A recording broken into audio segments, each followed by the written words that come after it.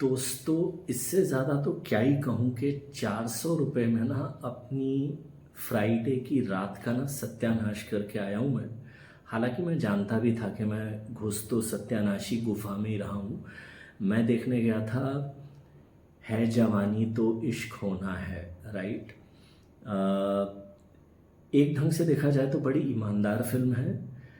Teaser जितना बकवास था, ट्रेलर जितना बकवास था, फिल्म उतनी ही बकवास है। मतलब ऐसा नहीं है कि कम बकवास थी फिल्म। तो एक कंसिस्टेंट जितना मैसेजिंग या जो सिग्नल मिल रहे थे वही फिल्म भी निकली है।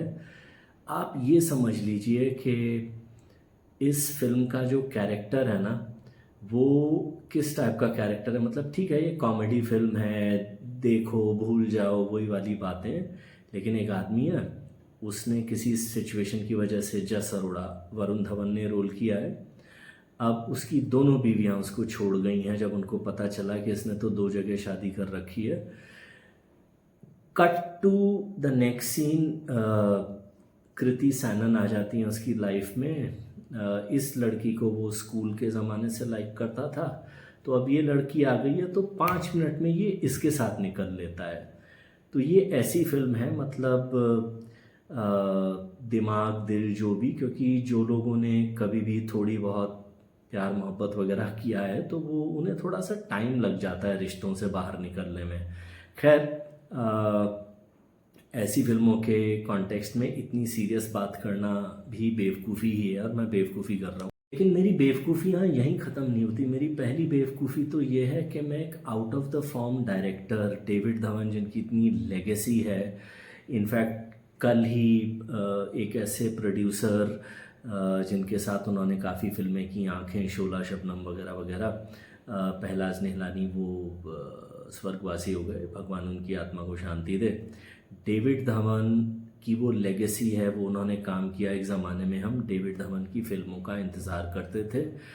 अब हम सोच रहे हैं कि डेविड धवन फिल्में क्यों बना रहे हैं। तो कभी कभी आदमी को शायद ये सोचना चाहिए कि कब उसको रिटायर हो जाना चाहिए। पर एनीवेज, दूसरी प्रॉब्लम ये है कि इस फिल्म में कुछ एक सीन ज़रूर ऐसे थे जहाँ पे आप ये सोचते हो कि यार अगर इस सीन में गोविंदा होता तो वो कैसे करता। जैसे शुरू का सीन जिसमें वरुण धवन कार से बाहर आधे लटक रहे हैं और उनकी बीवी मृणाल ठाकुर का कैरेक्टर कार को ताबड़तोड़ भगा रहा है। थोड़ा सा ही सीन है, बट आई एम श्योर अगर गोविंदा होते, वो फॉर्म वाला 90 वाला गोविंदा, तो कुछ और सीन बनता।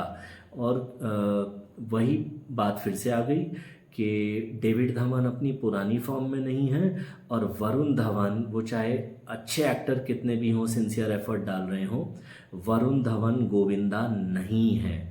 तो ये एक और प्रॉब्लम है कि वो कोशिश कर रहे हैं वो उस टाइप की एक्टिंग करने में, और वो बुरी तरह से फेल हो रहे हैं। गोविंदा इम्प्रोवाइज कर लेते थे, मैंने सुना है वो अपने ढंग से ऐसे सीनों को करते थे और हंसा देते थे।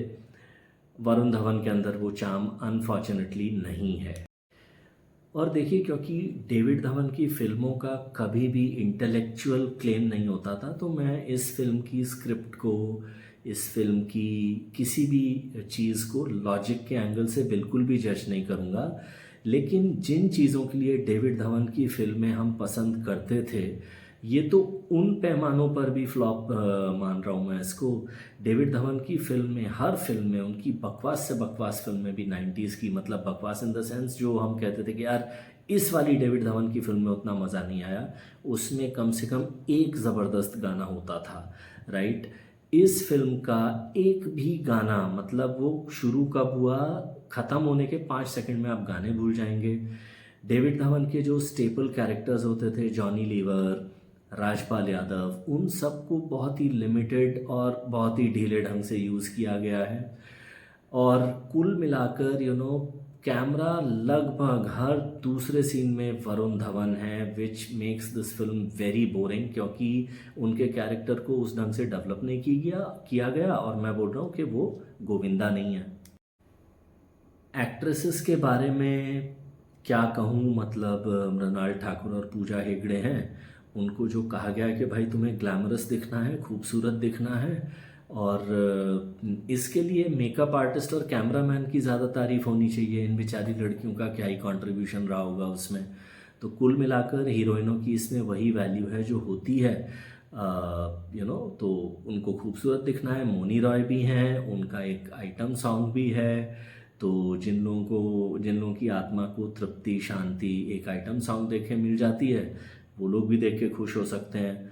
ऑल इन ऑल ये वही फिल्म है जिसके बारे में और जिसके डायरेक्टर के एफर्ट के बारे में बॉलीवुड का एक बहुत मशहूर गाना है कि गुज़रा हुआ ज़माना आता नहीं दोबारा, हाफिज़ खुदा तुम्हारा।